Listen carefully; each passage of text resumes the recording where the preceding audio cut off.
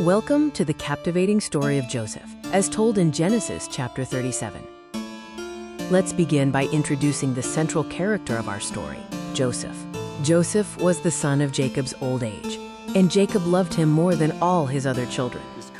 Jacob showed his special affection for Joseph by giving him a coat of many colors, which made his brothers intensely jealous. Joseph also had vivid dreams, which further fueled his brothers' resentment. Listen to this dream I had. In one We were dream, finding sheaves of foreshadowing grain out in the his field when future suddenly my authority, sheaf rose and stood upright, while your sheaves gathered around mine and bowed down to it. another I dream, had another dream, signifying his and this family's time future the sun reverence. and moon and 11 stars were bowing down to me. His What is father this rebuked dream him you and said, had? "What is this dream Will you your had?" mother and I and your brothers actually come and bow down to the ground before you? The brothers' jealousy festered, and the spirit of envy led them to devise a sinister plot against Joseph. Jacob sent Joseph to check on his brothers who were tending their flocks in Shechem, unwittingly sending him into danger. Upon seeing Joseph, the brothers conspired to kill him, but Reuben intervened, suggesting they throw him into a pit instead. The brothers' plot took a turn. Please, brothers, have They mercy. stripped Joseph of his Silence. coat and threw him into a pit. As they sat down to We'll eat their stay here meal, until they we looked up decide and your saw fate. a caravan of Ishmaelites coming from Gilead. Ishmaelites were the descendants of their great-grandfather Abraham and the ancestry Ishmael, whose mother Hagar conceived Ishmael as a result of Sarah's decision to go ahead of God and use her slave to bear her husband a child rather than wait on the one God promised her. That was divine intervention for Joseph's life. Judah asked his brothers, what will they gain if they kill him? He suggested they sell him to the Ishmaelites instead and not lay a hand on him.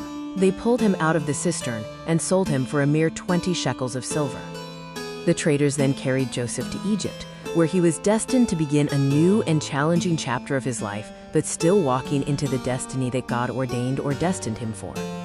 To hide their cruel act, the brothers devised a plan to deceive their father, We Jacob. found this. They took Joseph's Examine it, colorful Father. coat, dipped it in goat's your blood, son's and tunic? presented it to It Jacob is. as evidence A of a wild wild beast has animal devoured attack. him.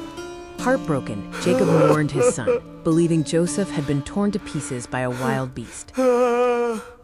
Thus, Joseph's journey into slavery in Egypt began, a journey that would ultimately lead Joseph to the destiny God had for him. The powerful conclusion.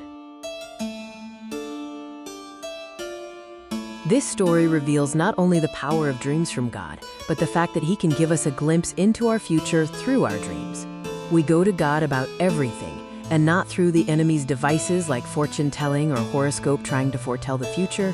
God knows that, and He is the only one we go to for everything. The enemy can give us dreams too, and we can also have dreams from our subconscious, but discernment is key. The reality is, all this happened to a teenage boy over a dream from God that was not in his control. But the actions of the enemy helped propel Joseph into the destiny God called him to save many in the future.